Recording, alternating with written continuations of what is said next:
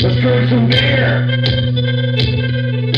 This is all just a desperate cries for attention. Oh God, we're sucking this now. I want to be able to grow more dicks. This is consensual. I am Frank. Yeah, psychic powers like Grace. Week after week after week after week after week After week after week after week. we're here. Podcast for the podcast god. Yes, week after week we're here delivering the movies. Doing it again. What you've been all waiting for. I know everybody has just set a timer counting down by the second from release to release. I think everyone's on the edge of their seat in anticipation. Will this be the week that it just does not show up in the feed? But no. Will this be the week they finally give up? Everyone rooting against us saying, are they going to succumb? They're coming. They're going to keep coming with a backlog. We're going to keep releasing them We're till long after. masters of the war of attrition. We will outlast every last damn one of you. Exactly. So just prepare yourself for that. So welcome back this week to Far Out Flicks. I am Andrew, one of your hosts. I am Braden, another one of your hosts. The other host. I'm the other host. At this point, I would sell a host slot. You know, any sponsors want to get some airtime? Exactly. That's what I'm saying. We'll buy another mic. Sure. Absolutely. If you want to join the podcast and you're going to finance everything, we need one of those people. Badly. Just kidding, folks. Again, cost of admission is a beer. That's at least our cost of admission. It should be your cost of admission unless you don't want to drink. We respect that too. So, again, welcome to Far Out Flicks. We got a doozy for you this week, folks. Oh, yeah. For those of you who are unfamiliar with our podcast, we talk about all things far out in the movie world. And we always recommend that you watch the film beforehand because there's going to be spoilers, and we need to get that out of the way up front. But if you don't mind spoilers, or you have seen it before, continue on, listener. Exactly. So this week we watched Adaptation. And this film is written by Charlie Kaufman and directed by Spike Jonze. Quite the duo. Indeed. They also did Being John Malkovich together. At the more or less almost the same time, right? Something like no, that? it was before. Was it? before. Okay. And they both just have impressive resumes of...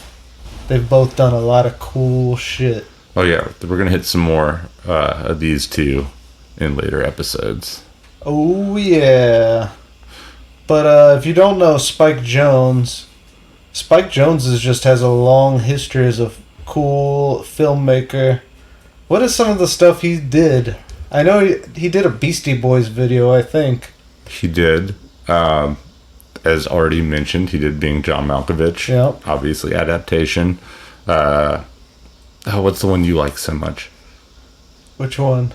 Cinedoke. Oh, no. Actually, Charlie Kaufman directed that one, I'm pretty sure. Fuck. Okay. Wrong answer, Andrew. God, I'm striking out, dude. It's okay. I know he directed Where the Wild Things Are. That was kind of a cool movie. I liked it. That's a hard thing to turn into a movie, period. It is. That's ambitious. It is. I feel like maybe it wasn't received as warmly as I received it, but I mean, I don't know. I love that book, and it was just a tender, childhood memory, sure, fused with like enough absurdity in my early college years experimentations. Oh yeah, to be just all around great experience. Nice. Yeah, when I was a kid, we did a play on that book. How was y'all's? It was good, man. I got to be the kid who read the book. I was the narrator. It's a pretty sweet Hell gig. Yeah. It was a pretty good gig. I wish that they didn't pay it quite enough. Should be getting royalties to this day for that. Honestly. But that was pretty fun. So, diving right into it, because we got so much to talk about, man. There's too much. Yeah, this one is definitely a doozy. For one, it jumps around to different like time periods throughout the film, and kind of like two narratives that fuse into one. So yeah, the way this movie's filmed is really cool, and to kind of make it less confusing, we won't try to. I don't think we should parse those details too much. No, we'll get lost in the weeds there for sure. Exactly. So we'll just explain it the best we can, because this movie's fucking pretty meta, pretty far out. It is like possibly the most meta movie I've ever seen. It's heady. Like, if you're paying attention, like, your mind will be blown. Yeah. So the star of the movie is, well, I mean, the cast is so good, but so many good people in this movie. The protagonist is Nicolas Cage, one of our favorites, one of our crazy. We love Nicolas Cage here at Far Out Flicks. What a wild man! He's one of the most far out actors I can think of. Dude, Mandy was so fucking good. I could just gush on and on about Nick Cage. He truly, like, even his Ghost approach Rider. to acting is just phenomenal. Absolutely. But the film opens with this monologue that Nick Cage is delivering as Charlie Kaufman, the screenwriter for this, and it's like the most self-loathing diatribe I've ever heard in my life. I mean, it's awesome. Everyone has their self-doubts, and I'm sure I've thought some of those things to myself. Sure, but his was a caricature. Am I fat? Maybe. He's just like, you're a fat, bald loser. You're pathetic. You're worthless. And he's just repeating this mantra basically over and over until it's almost like a self-fulfilling prophecy at that point. Right? Exactly. And it's just, but I mean, most people deal with this on some level, unless you are some kind of superhuman without any neurosis at all. I feel like even like hyper type A people, like deep down, there's some fucking insecurities that drives all that shit. Oh yeah, I'm sure. Almost definitely, right? Right into us if you're perfect. But so the depiction of Charlie Kaufman that's done by Nick Cage is, I would say, I don't want to be mean, but far from perfect. Nick Cage is a very handsome man, but oh man, I feel like he put on some lbs for this role. In this role, he's a fat, bald loser. How'd they make him so bald? He's a fat, bald loser, and his hair is bizarre. It's like these bad perm. It's a bad perm, but it's all thin, basically all on top. But the outline of the entire hairline is thick. He's got the horseshoe, dude. But it goes all the way around. It's pretty awesome. And basically, so here's the thing. Charlie Kaufman wrote the screenplay of Adaptation, and Nicolas Cage is playing Charlie Kaufman in the film. So, in the film, Nicolas Cage is Charlie Kaufman. And we come to find out that he has a twin brother named Donald, who is like the exact opposite of him. And they're both played by Nicolas Cage. They look identical. They have the same hair. But Donald is the exact opposite personality. Yeah, and so in real life, there is no Donald Kaufman. Charlie does not have a twin brother that none of us know about, but he was credited as one of the screenwriters for this film. Exactly, and you see that in the opening credits, and if you're paying attention, you already kind of will start to know what's going on immediately. Because if you know who wrote the film, when you see that he's the main character. Yeah. And I mean, in the opening scenes, he's like on set and gets like pushed off because like yeah, he's on set of his own movie, being John Malkovich, and like all the actors just don't know who he is, and then eventually security just like pushes him off. It's so sad. The plot of this film revolves around him being hired to adapt Susan Orlean's The Orchid Thief into a screenplay, and more or less his struggles and writer's block that ensues. like production for some kind of film based off of The Orchid Thief dates back as early as like 1994. It was sold to Fox 2000 in 1997, and then was eventually picked up by Columbia, and then eventually, completed and then released in 2002. But the film starts out, after his self-hating Louis C.K. monologue. Yeah, you always hear his thoughts basically, and they're always just the most darkest things Fucking ever. voiceovers, man. The voiceovers. The voiceovers. But he's meeting with a studio executive played by Tilda Swinton. Basically talking about this and how he kind of envisions how he wants this film to be written. And it's ultimately a story about flowers, and that's kind of like what he's trying to get across, and it all be meaningless and kind of like nihilistic even.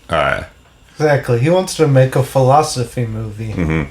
Basically, pure and simple. He's like, this book's so philosophical, but it has no dramatic arcs. There is no... He wants to make almost a documentary about the nature of life or something.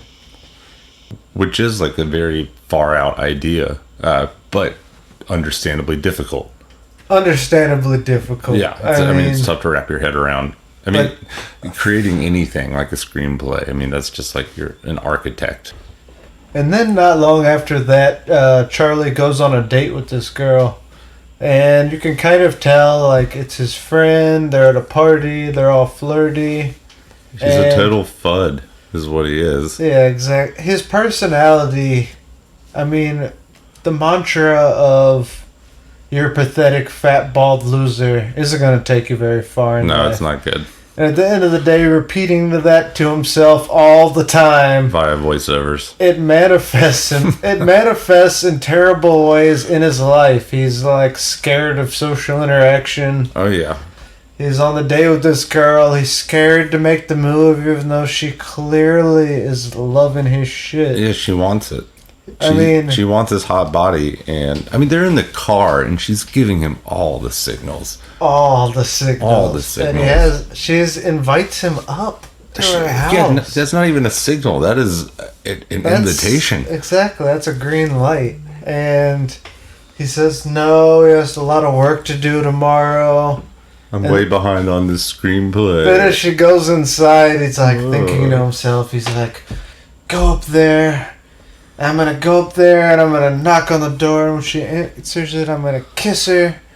And then after he has all these thoughts, he just drives away and looks sad. Yeah, so he goes home and thus enters Donald, his twin, also played by Nicolas Cage. Who was happy-go-lucky, he's not a care in the world, loving life. Kind of dopey, but in a very charming way. The opposite of Charlie Kaufman. Yeah, hyper-intellectual and brooding and, thinks he's superior to everyone. Mm-hmm. And, I think we've both known these characters in our lives, surely. Sure, right? and Donald's a freeloader, to be, another important plot point. He's just, kind of crashing at his brother's house. Charlie's already an established screenwriter, has some money or whatever.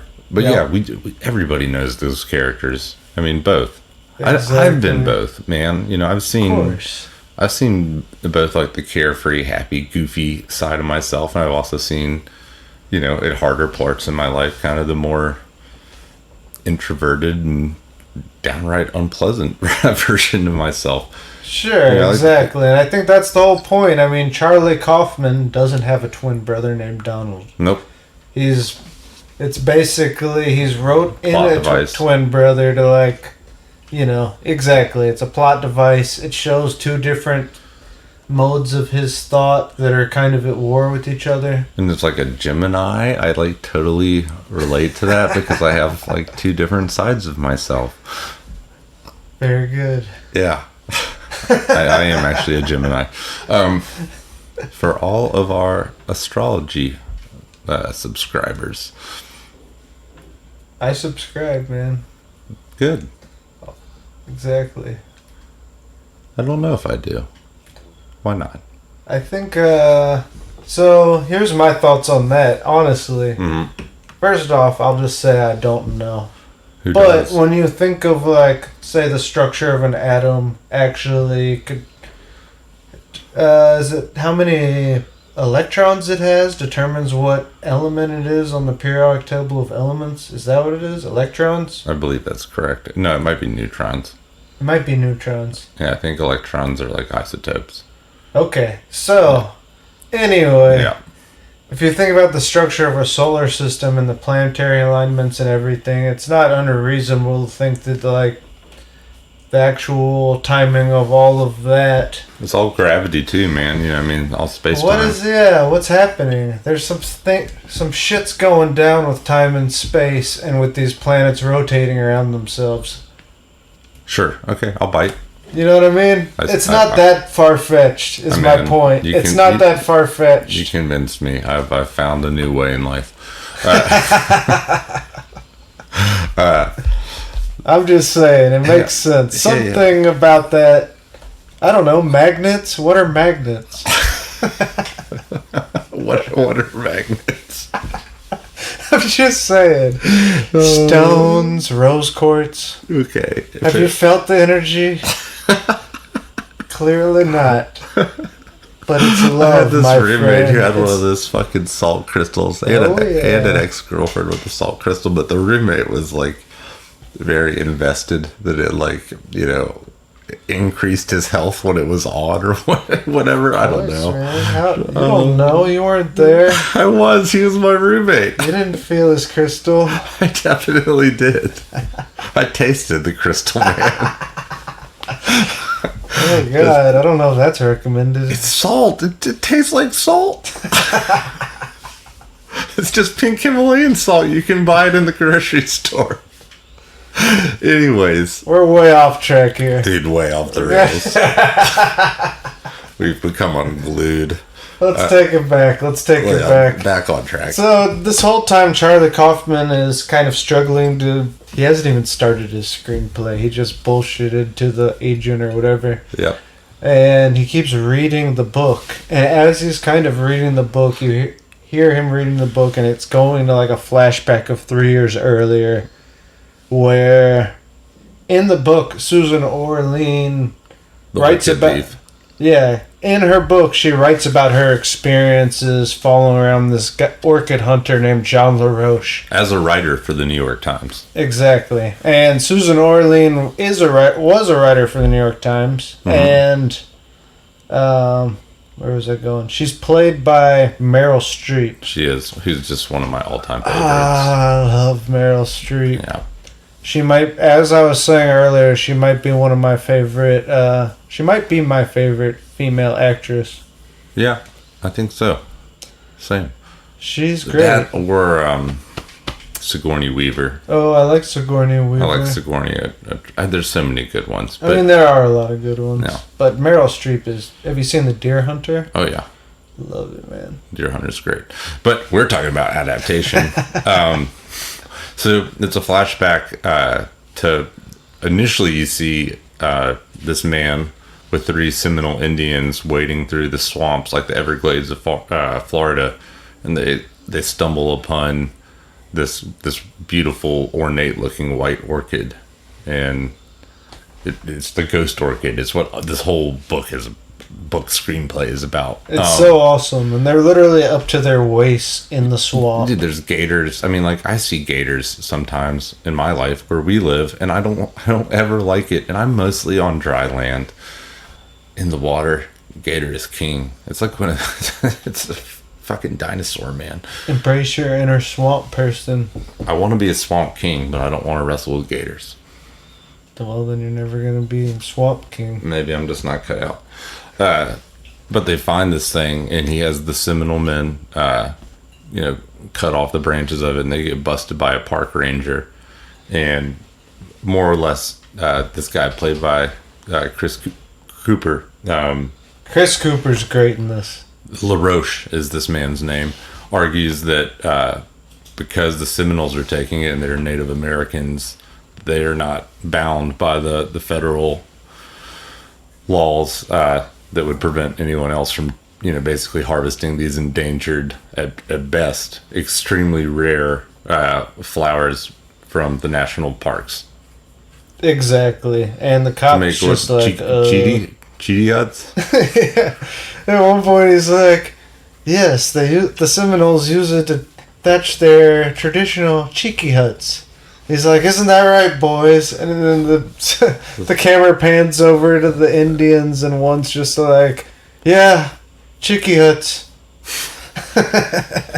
That's right. So, it's so fucking so funny. like Meryl Streep comes into the picture when there's in the courtroom where he's basically beginning his, legal proceedings, trying to argue his point. And, he announces on the stand, all of his horticultural accomplishments. And this dude is he's like a legit biologist who knows everything about breeding these orchids. Also, like, almost definitely a genius. An eccentric, for sure, but extremely intelligent, particularly when it comes to plants, and specifically orchids and lab work associated with more or less cloning them. Yep. Cool stuff. So Meryl Streep approaches him after the proceedings and says, I work for the New York Times, and, she's just trying to do a piece on him. And basically, he agrees. Sure, he loves talking about himself, and he's Loves ready. it. He's excited at the idea of getting to talk about himself, and she's eating it up because she's part of a totally different world of the New York intellectual elite, and she thinks it'll be a spicy story. And then what happens? So back in like Charlie Kaufman verse, back in that timeline, Donald, his brother, has decided to start trying to write a screenplay following in his brother's footsteps. Yeah, exactly. And Charlie, like, very much so resents this idea and resents all of Donald's ideas about a screenplay. Like, and Donald very much is a disciple of this guy, Robert McKee, who you find out, he's so excited because he's signed up for this class with this screenwriting guru. And Robert McKee is actually a real person. yes. And in the film, he's played by Brian Cox, who he actually chose Brian Cox to play him. Robert McKee chose him. Exactly. Which is super neat. Fun little factoid. Fun little factoid.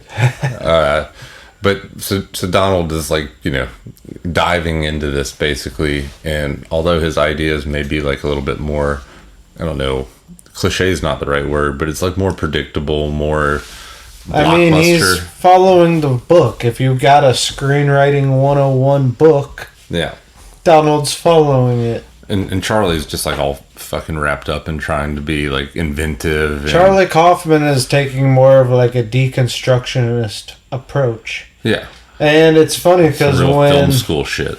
It's funny when and Donald wants to write his own screenplay that's a thriller about a serial killer, and he's asking Charlie for ideas. And Charlie, he just mockingly, he's like, you should make the killer be a literary professor who cuts off little pieces of his victims, and he's called the deconstructionist, which is kind of freaking ironic because that kind of is his approach to it. He's trying to create a new genre almost. Yeah. Rather than work within a conventional genre. Which, at one point, Donald says, like, there's been no new genre since the mockumentary. By Fellini or whatever. Yeah. Yeah, that is funny. He's like, Robert McKee says you should always work within a genre because you have those bounds to blah, blah, blah. You have to find your genre. And Charlie Kaufman just scoffs and thinks he's, like, too good for this, like, self-help kind of seminar. Yeah. Something that, like, very much, although rudimentary, like getting back to the basics might be good. Yeah, well, exactly. I mean, the way I've always thought of it is you should learn everything that everyone's learned. Learn the basics, understand them thoroughly, and then forget them all. Okay, Professor. It's a very Buddhist approach. I mean, John Coltrane couldn't have done what he did if he hadn't started by learning The fundamentals. exactly. Yeah, for sure. The fundamentals are the fundamentals. Just think like a basketball coach just saying those words. So, we'll like pan back now to Susan Orlean and LaRoche down in Florida. Florida. Flurda.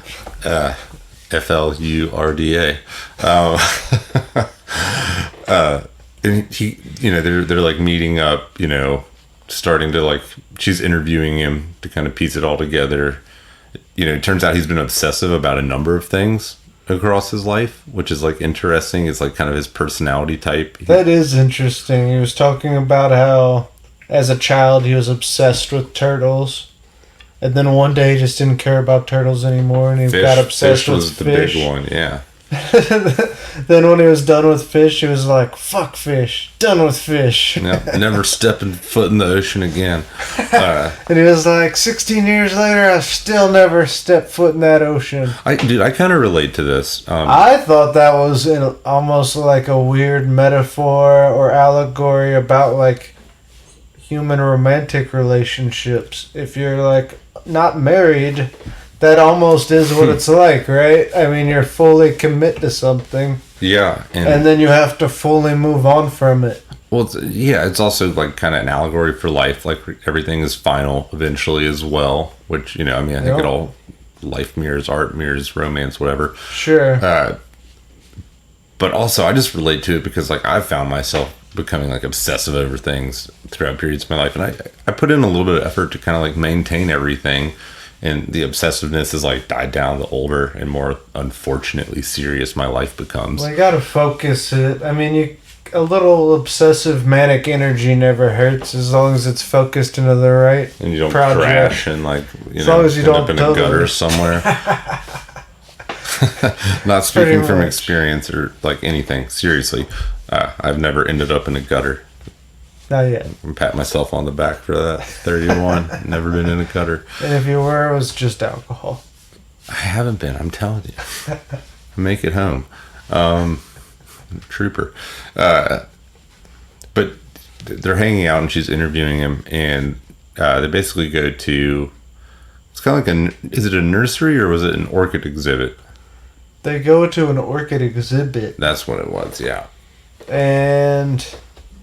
So, actually, he's in a diner and he's hitting on the waitress and he invites her to go to the orchid exhibit and they go to the orchid exhibit. Oh, no, wait, sorry. I might be getting ahead of myself. I'm talking about LaRoche in Orleans. Oh. When they go and see a number of flowers. I think that's a nursery, right? Oh, yeah, they go to his nursery. Yeah, that's right. Yeah,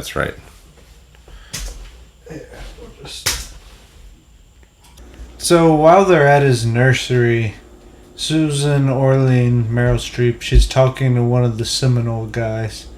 And the guy's all cracked out. He's acting weird. He's goofy. He's like, I can see your sadness. And she's all creeped out. Yeah, like real fascinated with her hair. Exactly. And at this point, like, we're learning some facts about orchids. We're learning that there are many very specialized species of orchids that have like kind of co-evolved with a certain species of insect. And he shows her an example of one orchid and it has a very super long like pistil. I don't know what exactly. I think it's a pistil. What the scientific term is, but it's coming out and he's like, Darwin hypothesized that there was a moth with an 8-inch proboscis. That 12 inch. 12-inch, holy shit. Yeah. That had co-evolved with this orchid for the sole purpose of pollinating other orchids and sustaining that species of moth. And later on it proved to be true. They actually did discover a species of moth that had evolved specifically with this one species of orchid. It's wild. It is, and it's like the beauty of like kind of just like nature's programming in that, and like maybe like the not necessarily mindlessness, but just like the natural draw that like the roles that those insects fulfill. Oh, it's so cool, man. And Yeah. I mean, to think, of course, animals do co-evolve with each other. Look at humans and dogs. It's very clear. Sure. And also other It's more like specialized... eugenics, well, that's true.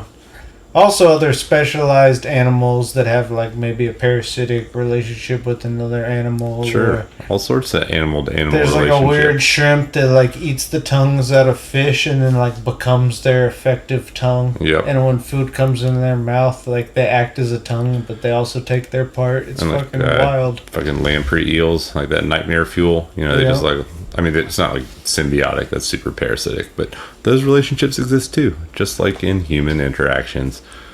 Sure. Cut the parasites out. And I believe there's a parasite. That this parasite, the first stage of its life, it infects a rodent, or maybe a flea, but then a rodent. Mm-hmm. And then that rodent will infect a cat, Mm-hmm. and ultimately, to complete its life cycle, it needs to go through multiple hosts. Disgusting. It's pretty wild, man. Yeah, it's gross. It is gross. Give me the heebies. Highly specialized adaptation. So, like, at this point, I feel like Meryl Streep kind of like, it's like eyebrow raised at LaRoche. LaRoche has no front teeth. We didn't say that yet, No. but all them front teeths be gone. You know, and he's like a super charismatic, just like weird swamp person Yep. who's also a genius. Yep. And And a flower nut. yeah, and his character is awesome, man. It kind of drives the movie in a way. Yeah. So back in Charlie's timeline, he goes to an orchid exhibit, right? He does go to an orchid exhibit. Actually, he asks out this waitress. Played by And- Judy Greer. Yep, and she's pretty cute. She's being nice with him, as waitresses often are. Yeah. And he invites her to the orchid show, and they go to the orchid show, and he's explaining to her everything he's learned about orchids, some of the stuff we were just talking about. He's like, everyone is different. One's a turtle. One's a Judy. One's a whatever. He goes through all the... That part's trippy, dude. It is. I don't even know what to say about that part. Just watch it. It's cool. Anyways, he doesn't fare well with the waitress romantically. No. That was all his imagination. In actuality, Yeah. he tries to ask her out. It's the most awkward thing ever. And then it doesn't go well. No, she goes and talks about it with a He coworker. aimed a little too high. Yeah, flew too close to the sun. Should have gone with the Common one who mistake. wanted his shit. Well, he just fudded that up too. And he It was liked a her. fucking What fud. an idiot. But anyway, around this time he's also struggling to write the screenplay. Yeah, still sucking. At one point he's getting real weird with it. At one point he's talking about like it'll start with the beginning of the Big Bang, which will quickly evolve into the first origins single of the cell Earth. organism. Yeah. Then he's like, and he's talking to a tape recorder, all intense. He's like, fish walks out of water, becomes a reptile. Yeah. Next, monkeys, apes walking upright, Homo sapiens, technology, sadness, isolation. He gets fucking weird with this shit. It's awesome. And it is interesting. We skipped over it, but the beginning of the film, you actually do see this montage where it's like a single-celled organism, and that's the whole thing. As he's writing the film in the movie, that actually is exactly film's how it playing plays out, out. yeah. It's fucking, but it seems like just kind of novel, but when you actually watch it play out, it's just so fucking well done. It is beautifully, beautifully done. It is well done. And I mean, I get it, because that is a cool concept. He was on to something. This movie is on to something. Sure. He, in the part of the book was and it's what the author, Susan Orlean, when she's interviewing John LaRoche, she becomes obsessed with, how passionate he is about something. She's not passionate about anything. Yeah, kind of dead. And that's part of what her book is about that inspired the screenplay. And that's what he's trying to convey. And he's like, how do I convey the beauty and the desperation and the disappointment of, and all the whole spectrum of existence. Yeah. And what it is to be human, all in this one piece of art, this screenplay I'm trying to write, as beautifully and poetically as she does in this book. And he's struggling with this concept, but it is a cool fucking idea. Like, Yeah.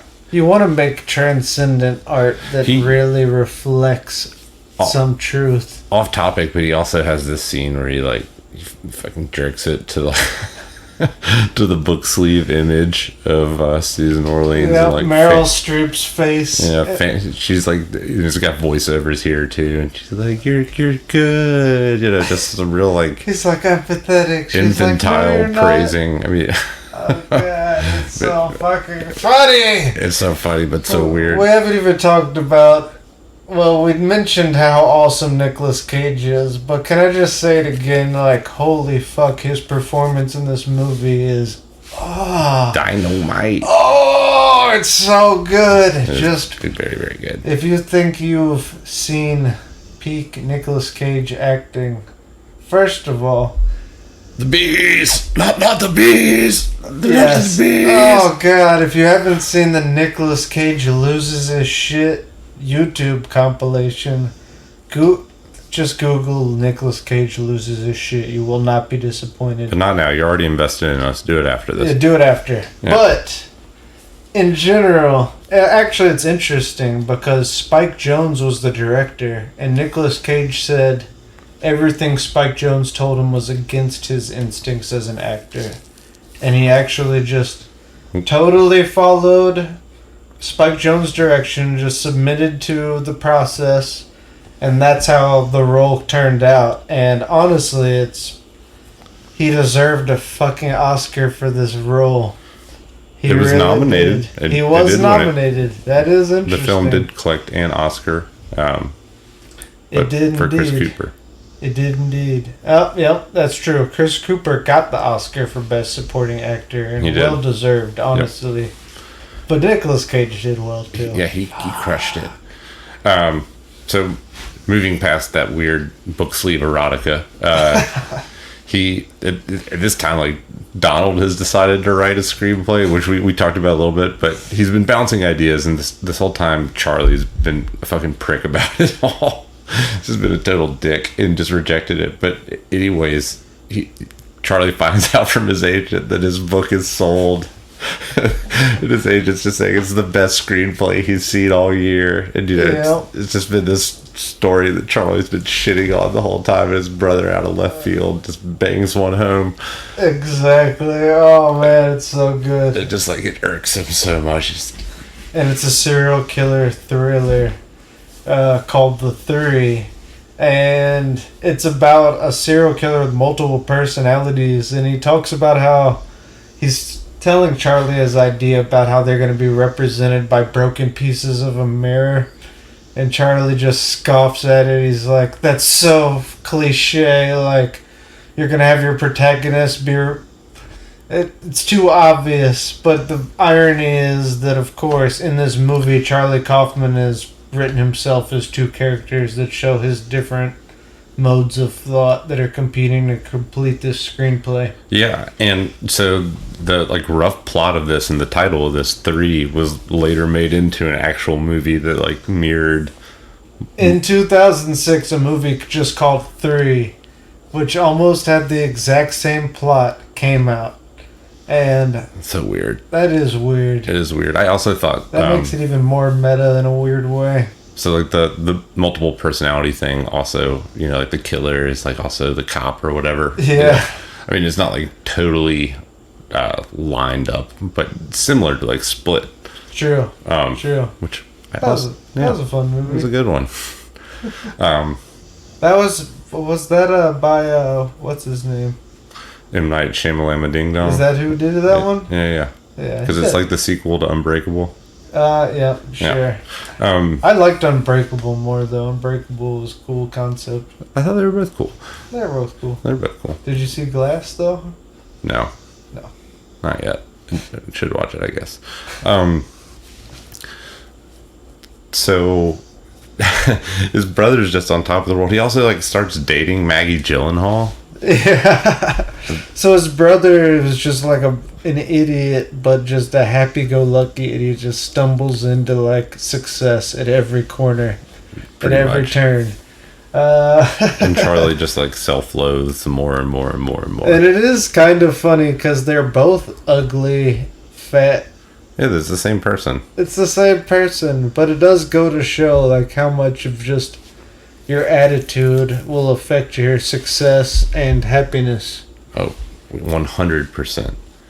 100%. So, like, as Charlie continues to struggle, he stumbles into one of the McKee seminars, and the whole time he's doing this like dumb voiceover where he's just being like critical and just more of his same negative. He's ashamed of himself for like seeking help from a screenwriting guru. Yeah, and he eventually like stands up at the end and basically asks like, "What would you do if you were gonna like write a movie about nothing?" Where nothing happens, Where nothing happens. There's nothing much of a plot, and where everyone's disappointed. That reflects the way the real world is, which is disappointing. And Robert McKee goes off on him. Tears into him. He's like, in a real world where nothing happens, where brother dies to save brother, where people take human lives every day, Oh, yeah, where people die of starvation.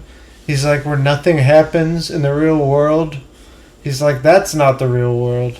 He basically publicly shames him Dude, he for tears asking that into him. question. Oh, he's like, you're wasting my 2 hours with your movie. Oh, that's a good scene. It is a good scene. And then he finds him after the seminar. Charlie finds him and he asks him like, please, like, I'm desperate. I'm the guy who wanted to write the movie about nothing. Please help me. And they go have a beer. And the guy is like, you have to have some drama. Go back. Put the action in. Put in the drama. Put in something people can relate to. So, I mean, in my mind, this is the real Charlie Kaufman struggling with, okay, I want to push the boundaries. I want to transcend normal genre. I want to make a movie about something bigger and philosophical. But also reconciling that with the fact that he'll never actually be able to get a movie made in Hollywood that's like that. Sure, and just like relying on fucking old reliables, like, you know, peppered in. Exactly. Well, you know, there's the hero's journey of like Joseph Smith. Joseph Smith. There's the hero's journey with Joseph Campbell. Fucking that, you know, there is an outline of the successful stories and the successful myths that have lived on throughout time, from the Bible to Harry Potter. You know, there's these themes that everyone can recognize, and a plot arc that everyone can kind of understand and be entertained by, that is established. Yeah. And to ignore that is foolish. It is, dude. It's been around for thousands of years. Exactly. Yeah. And, you know, humans, we attach ourselves to these kinds of stories. We like that shit. We like that shit. And so basically, you know, this is him kind of being told by this dude, like, look, you can't write a film about nothing. That doesn't even reflect the real world. The real world is the drama. You have to put in the drama. And so around this time, you're finding out Susan Orlean, going back to her, she's calling John LaRoche. She's like, look, I want to hang out with you. I want to see the ghost orchid. Can you take me out into the swamp so we can see it? And he's like, yeah, sure. We'll go out in the swamp. Yep. So they're out in the swamp. They get lost. They're up to their waist in swamp water. Ugh, swamp juice. Lost in the swamp. That's Gators. That's awful. snakes. That's awful. Other nasty things. He keeps acting like he knows where they're going, but it's obvious that all hope is lost. She's obviously over it. And then at a certain point, they're like about to give up. And then she's like, fuck this. And then they're not talking anymore. And then finally they find the orchid, the ghost orchid that they've been looking for. It's the rarest orchid. He plucks it. They're carrying it out. Then they magically find the van. They're good. They're good to go. Then he reveals to her, like, look, we make this orchid into a drug. All the Seminole Indians were on it when you met them. That's why they're acting all crazy. Yep. And he's like, I think it could help you. Like, you want to feel... induces fascination. Dude, that is like a cool concept. It's like the holy grail of drugs. I mean, from what I've heard, that's like with mushrooms and LSD and all that. It's kind of similar, Is that what the field reports are saying? That's what the field reports are saying. God bless our field agents. Exactly. Thank you, Reddit. Apparently, it makes you feel new, like you're newborn. Cleansed. Which is, she actually talks about that at one point. Later on, she's like, I wish I was new. I wish I was new. So Meryl Streep does the drug at some points. Exactly. So she takes his advice. She wants to feel passionate about something. She takes that shit. And it blows her mind. And it's like this weird green powder that she snorts up. Yeah. As far, like, snortables are bad. Okay. But, like, the green stuff, like the peeling. I don't know. Something that's very lush, verdant green, It looked natural. Yeah. Sort of. Highly debatable. Anyway, it's not recommended. No. Don't do that. Don't do that stuff. And, but she seems to like it. And yeah, she's loving it. She calls him and she's like, oh, what the hell is this? And at some point during all of this, he explains to her, like, oh yeah, I run a porn site where I have pictures of naked, like, local women. And he's like, yeah, there's some dumb motherfuckers who will pay good money for these pictures of these naked women. She's like, oh, that's good. He's like, no, it's fucking great is what it is. Oh, it's so fucking funny. Porn profiteering. I mean, yeah, he's a smart dude. He's got the porn business. He's got the drug business. And his whole goal is to breed these orchids, like in a lab, essentially, and grow this drug. So Charlie decides to, like, bring Don in to help him, like, finish writing the script, kind of embraces that. And Donald, being happy-go-lucky, is all eager and, like, he doesn't hold any resentment against his brother for being an asshole forever. He's just like perpetual dick. He's like feels honored to get to help him. So he comes up to New York, where he's set to meet with Susan, and basically they concoct this plan where Donald's gonna fill in for Charlie because he's more outgoing and fun. So he does the interview and he asks her some questions, not the questions Charlie would ask at all.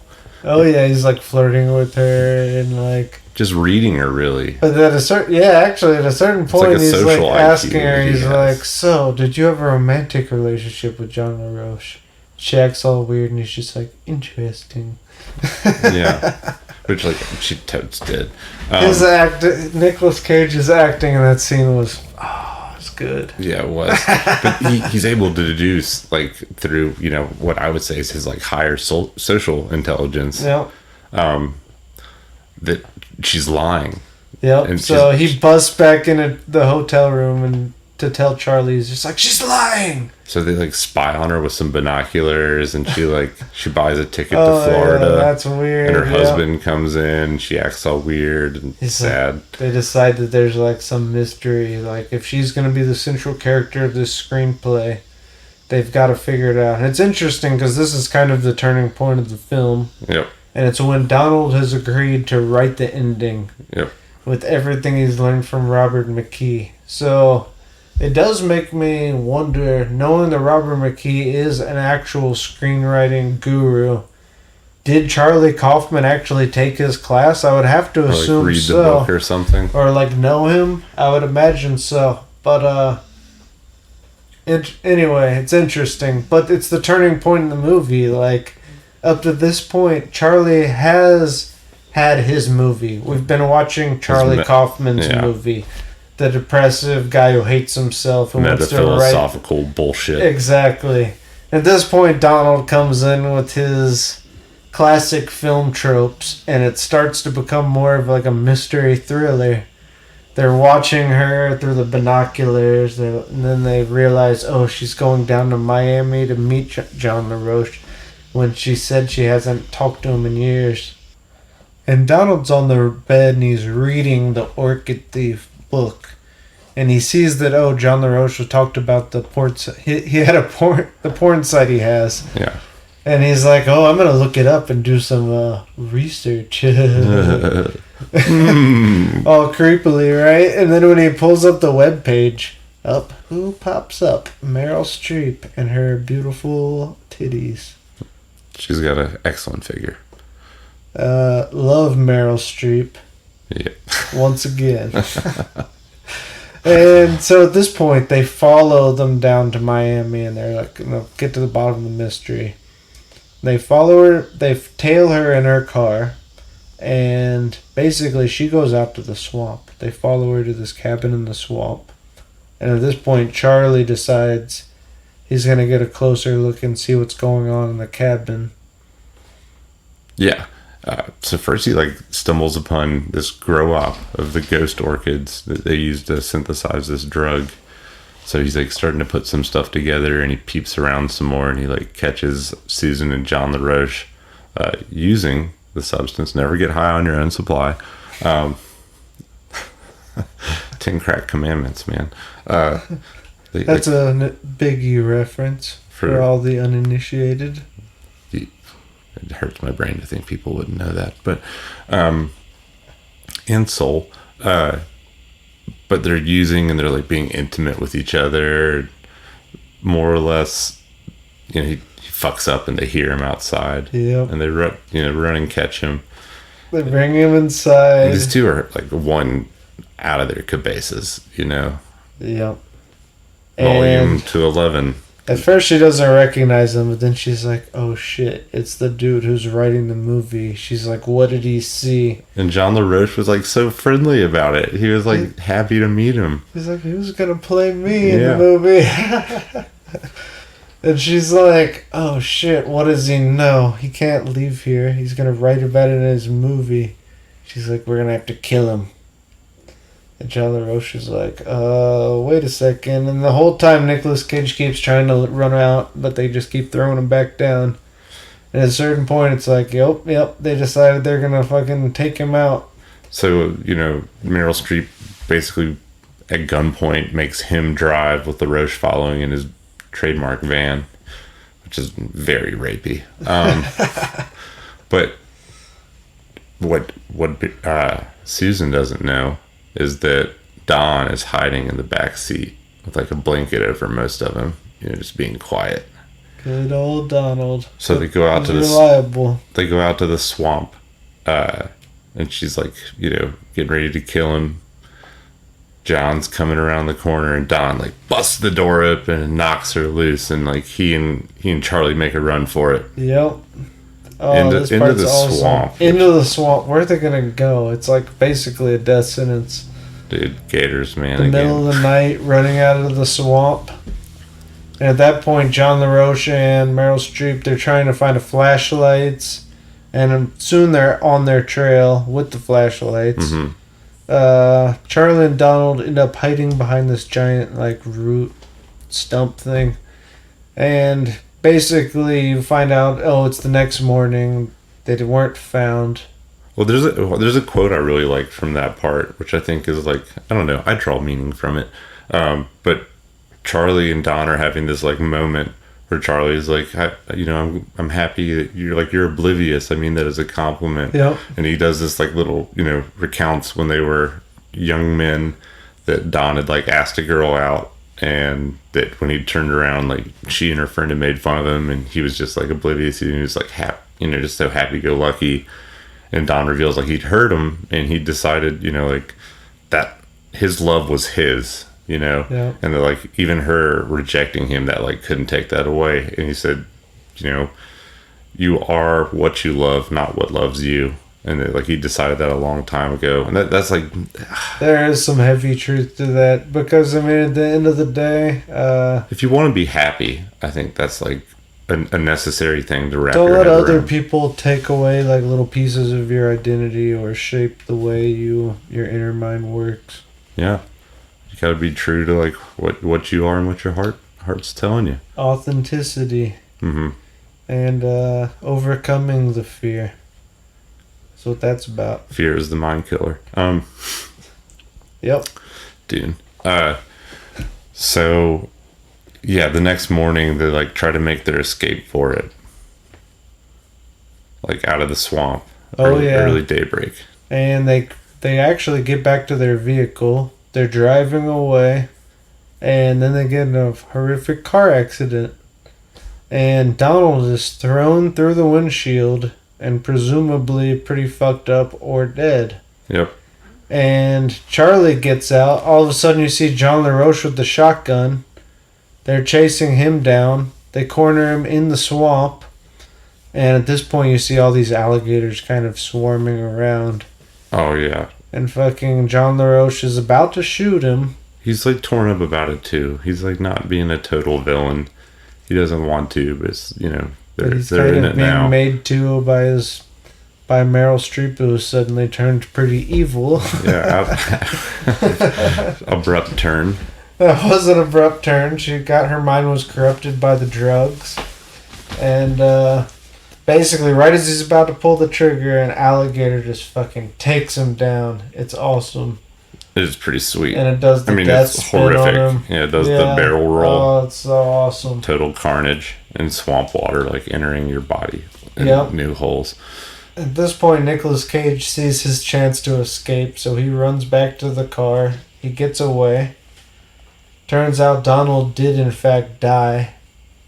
Unfortunately. Yeah, I feel like that was pretty obvious. You know, he was like trying to sing to keep him awake. Yeah. Yeah. That was a dead man on the pavement for sure. Yeah. Oh, that was so sad. Real meat crayon. That was so sad. And then, it was really sad, man. I would be devastated if anything ever happened to my brother. Of course. Yeah. But, I mean, Meryl Streep has her breakdown that we mentioned earlier, where she's talking about how she wants to be new. She wants to be a baby again. Oh, yeah. Well, it's like, no shit. You're... No shit, you're about to go to fucking prison. Yeah. And the toothless man you love just got ripped to pieces by an alligator. Yep. Oof. Yeah. Not good. So, you know, following this very tragic event, and Charlie calls his mom and breaks down and cries, but the film pans back to kind of like life resuming for Charlie. He's eating alone now. You know, he's finishing the script at this point. Braden, tell us about the end. So that brings us to the end, where the final scene is there's a voiceover where... I don't know if we even said it, but voiceovers were ridiculed. Voiceovers were ridiculed by Robert McKee, but whatever. Heavily utilized throughout the entire film. Exactly. And at the end, the voiceovers talk about how he completed the script and how for the first time he finally felt a little bit of hope. And he's driving home and he's like, I feel hope. He kisses the girl he likes. Oh, yeah, he does finally get with that girl. He confesses. Well, he doesn't. Ambiguous, but yeah, I guess it's like the idea. He kisses her, confesses his love for her. She says she's with someone else, but then, like, on the way out, walking away, she turns around and says, I love you too, and they smile. Yeah. Oh, yeah, that is the big guy. It finishes with him, you know, like, typing it out and narrating the end of the screenplay with him saying this is good. And I agree, Charlie Kaufman, this is good. Yep. Or was it? I don't know, I get hung up on the grammar here. Still is. Yeah, man, what a movie. What a movie. Love this movie. Fuck, I hope we did it service. We did our best. We tried, guys. I love all of Charlie Kaufman's movies, and, you know, he did Eternal Sunshine of the Spotless Mind, Being John Malkovich, as we said. Also, what?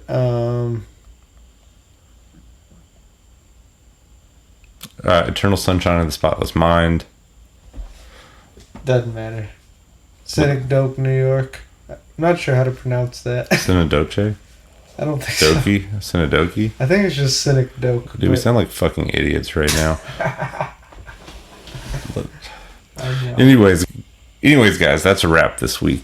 That's a wrap. That's all we have to say about that movie. Fuck, I love that movie though. It's one of my favorite movies. Oh yeah, I mean it was an experience. Love it. I If you haven't seen it, I hadn't seen it since sophomore year of college, which was like eons Forever ago. ago. Yeah, so long.